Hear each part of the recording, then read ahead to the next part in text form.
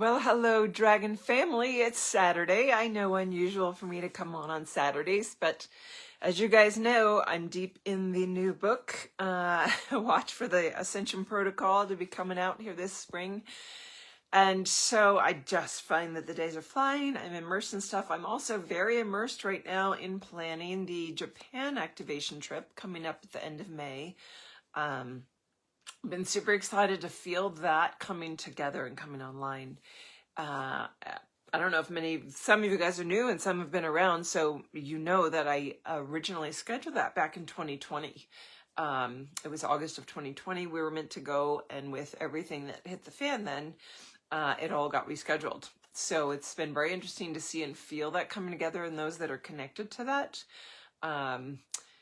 So I've had some exciting developments on that with who will be taking us around and guiding us to the specific areas that I've researched where we need to go. Some have been added in because of this beautiful individual. And I have been informed, I've got a wonderful dragon heart from one of my quantum flight programs who is over in Japan. She lives there. And she let me know there's actually a small, like a village or a section of town, like a neighborhood, and there's a shrine there, and it's actually called Araya. So I found it very interesting, and because of where it's aligned with all these other sites, that that's just is part of the unfolding, part of the unveiling of all this magic happening as we get over there. So that's been really fun for me. I haven't planned a big international trip in some time. The last one I did with a group was 2019 to Tibet. That activation was incredibly powerful and resulted in some big shifts. So I'm excited for this one. This one has to do with a dragon that is what I would consider the one to be sort of holding the fort or being the pinpoint, the anchor point of what has been, holding the historic codes. Because all the other dragons will be released from this system as the Lyrans take over. And so that's like holding a pinpoint, an anchor point, or a tiny tether to what has been, the energies and the codes of what has been there. And so that dragon is staying on in service to do that. The dragon connected with Fuji runs all the way along that seaboard down towards the Philippines. And if you look on a map or if you look on Google Earth, you can zoom in and see the head very clearly in the Philippine Sea, I guess you would call it. And then the body runs up and the heart is under Mount Fuji. So just super excited because I love travel. I love planning. It's one of the things that has always been really, really connected for me. Right after college, I was going to ditch my degree and started working for a travel agency for a while.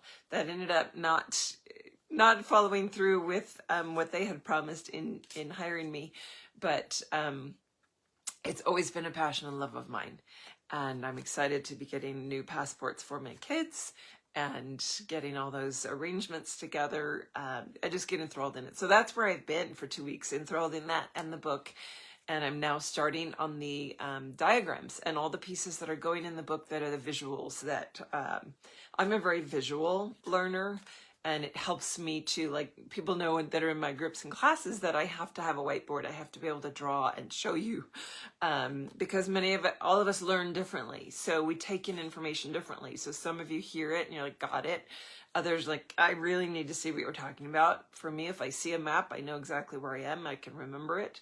If you tell me directions, it's not going to register the same. So everybody's different in that. So I've got quite a list of diagrams or visuals that I need to create. So I'm going to start working on that this afternoon. And I will admit I've had, in the midst of all that really, what do I call it? The excitement of the planning, the excitement of the writing, that which draws me in and being really in my focus space. I had a very interesting experience all week that I was really not expecting. And I guess it's on my heart to talk a little bit today about soul contracts and soul bindings. This is one of the things in the book that is going to be discussed a little bit in the book that not a lot of people are aware of. And I've talked several times with you guys about the 0 Point Gateway, where we're headed, and that we go through with no contracts. We go through with no baggage. We literally, as we enter that fifth dimensional space, have left everything that was from the earth plane, from 3D, the polarized field, judgments, conditions, expectations, all of that stuff gets left behind. And so if we have contracts, we can release those, even if that person is going to be really staying in a third dimensional focus and perspective. They can renegotiate. You can release yourself from those, get in touch with all the souls, and have that renegotiated. But there's something that we're not all aware of that came into my field, gosh, for the first time it was, many years ago, probably 30 years ago. And it was a ceremony that I saw myself in a deep meditation with someone who I've had a very deep soul connection with, who was a guy I dated in my 20s. And we've always had this tight soul connection, even though we're not compatible in this realm. And I always thought it was like a soul contract. And I had seen this ceremony and seen this big, beautiful, almost like a glass bowl with all these different, we would consider gemstones from this realm. And they were different colors and different frequencies. And they all had harmonic. And as you touched them, they both lit up, and their harmonic, their vibration, came out. And so I remember seeing us both there, and there was a sequence of playing the different stones or notes in a sequence. And I thought this was a contract, almost like a marriage, but on a galactic level. And indeed it was, but I didn't have the terminology or the understanding of it until fairly recently, in the last year or so, when the term soul binding came through. And I want to bring it up because you might say, what does this have to do with dragons? Well, everything about our ascension process is being brought through. The dragons hold the keys. And so this is part of the information they shared with me, or revealed to me, that in my own experience on a soul level, I had this soul binding with this being who I love very dearly. And at the same time, with that in my field, it's holding a pattern that doesn't necessarily allow for a deep human relationship that is more compatible to come together, to have all the pieces align. So what I found very interesting is I had released that from my end. I thought I had. And so sent a message, just sent a happy birthday message to this beautiful soul. And unexpectedly got a message back that, not a very deep spiritual being, not really aware of a spiritual path, lives very much from the heart, very much in flow. So is in that path in a different capacity than how many of us are on a very spiritual quest. And what ended up transpiring through the text back and forth was his awareness that he had never released me. He had never let go of that contract. He had not wanted to. And he somehow knew it was there. We'd never had that conversation either. Because he's happily married, has 4 kids. But what is really interesting to me is that I knew I had released it. And I was waiting and said, you need to, please. You need to release it. And in asking that and feeling that, he said, absolutely. Here you go. And what ensued over the week, and why I want to share this, is when we don't know these pieces that are going on. Maybe you've never heard of soul binding. Maybe you've heard of soul contract, and you feel like you've dealt with all those, but there's still something holding you back. There's something that's not completely releasing. And to look deeper on that, because this wasn't just galactic level. It was way, way back. I feel like it was almost another universe level of how long we've been deeply connected, or maybe it was 7th or 8th dimensional level in this realm. But in that release, what I didn't expect was that all this week I've had this incredibly deep agitation, and finally understood it more clearly yesterday when I was able to bounce it off someone and get some clarity. And they said back to me, which is always great, because I always say this kind of thing to other people, and I was like, first physician, heal thyself. Listen to your own advice. Where is it in the body? They said, go where that energy is in the body. Where's that sitting? And let it talk to you. Write it out. Let that speak to you. And so here, it immediately started, and I had this like 5 days of churning agitation deep within me. I was short fused. I was snapping. I was like, what is this coming from? And I was sitting with that all week, like, what is this about? And I knew it was about that release. I knew it was deeply connected to that, but I couldn't figure out, why am I so irritated? I wanted this. And it's interesting to realize what we ask for, the universe is going to give us. And that manifestation level has been also showing up very clearly for me in many, many different connections and things transpiring of seeing, visualizing what I want, and boom, like there it is. But with this, I wanted this. So I was like, why am I so irritated? I felt almost untethered. I felt like I was drifting, or wow. And it was that there was this really deep anchor within me that was connected to him. There was a cord there that somehow held me in a safe zone, or held me in a place of knowing where I was. And you don't realize it until it's gone. And then all of a sudden I was like, whoa, I'm drifting. And when I wrote, when I let this part of me speak and connected to that, where was it in my body? This shocked me. Because I've gone through this with people. I've done this in sessions like, let's go, where's that density sitting in your body? Physical, mental, emotional, energetic. It's somewhere in your human field. We break it apart. We move it. We release it. Well, I've done that through my body on so many levels. So when this revealed, and we've talked about the spaces in between before as well. So hopefully you've heard that. If you haven't, imagine the 99% that you are that is not matter. All the space in between, everything that is antimatter that is in your field. That's where it was sitting in my body. That's where that cord connection was. It was in my field of antimatter because it came from before my matter. It came from before this third dimensional realm. And that even is a new level of understanding as I talk it out. That's another learning tool for me, is I talk it out. I have to do that for it to go click, click, click. There it is. So in that, it was that tethered, it was that anchor, it was where it was bound, was in the antimatter. It was in that inverted space, that is my space in between, that is the greater part of us. That's where your solar body's merging in, guys. It's through those spaces in between. It's in that was previous to matter. So that's where the agitation was sitting in it. And when I got clarity, it was very interesting, and I'll just be very vulnerable and transparent and share this, that the agitation wasn't that he had let me go finally.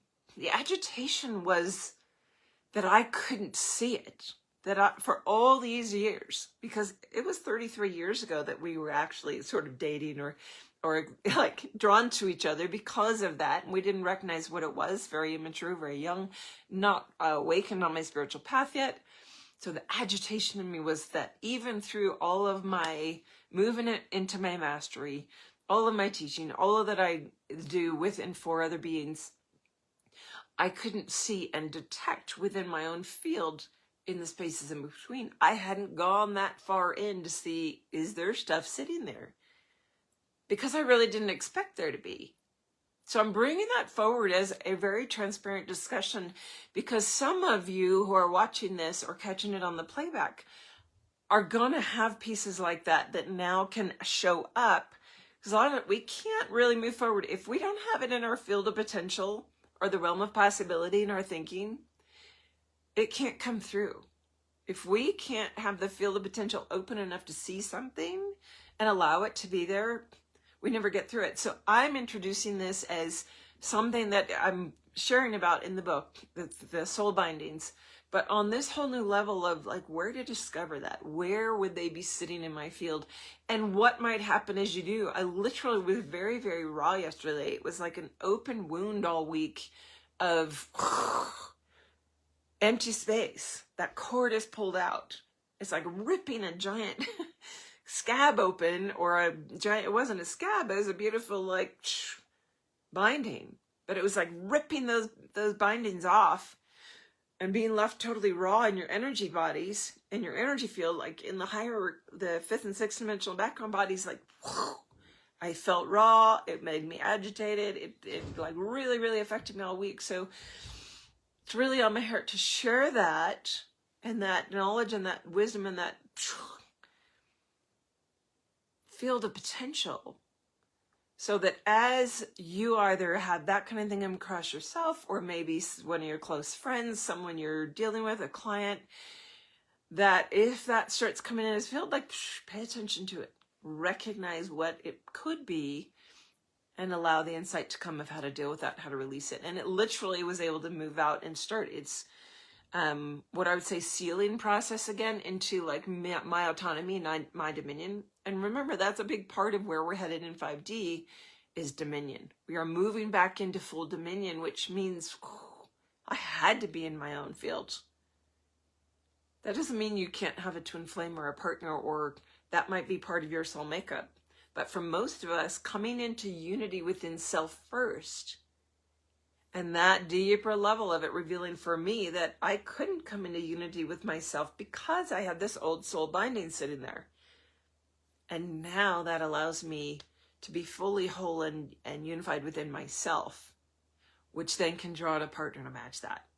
So just wanted to share that and feel and know, like, it came up in a very unexpected way. I had no idea that asking for that, like very simple text, like, please, like, just let this go, that it would have such a response, such a revealing in my bodies, and a sense that agitation is what took me the most by surprise. So with all that shared and the energy of last week, my field was very agitated, very chaotic, very tumultuous, I would say, last week. Maybe it was for you, maybe it wasn't. But let's see where we're at as a group for everybody that is on, and I see a few of you there. It's probably nice for you to see me on a Saturday if you're just hanging out. We've got a rainy weekend. I'm going to be going shortly. Really don't need any more animals. I've got 2 dogs and 2 cats, but we happened to stop by the shelter 2 weeks ago when we drove over the mountain into Incline, and there was a kitty there that has been literally reaching out to me, talking to me through the ethers for 2 weeks. And I'm like, all right, we're gonna go get her. So I'm gonna be driving through a storm, waiting until I'm done here, because then it's supposed to be warming up and gonna be rain instead of snow over the pass, to go get another little kitty to be a part of my family here. So that's where I'm headed. But let's see what's going on with the energy of today with the dragons. First time yesterday after that revelation, I drew Metatron's cube out of the deck for the first time. I thought that was really, really interesting. And actually, it's funny that I just mentioned the cat in that, because it was a question about the cat and it being the right alignment to our family, that Metatron's cube came through. And that's about heart song, soul signature, obviously part of our field. So let's see what's going on for everybody today. Let's see which dragon is going to work with us over at least the next 24 hours. Probably 72 is what I'm hearing, 72 to 96 hours.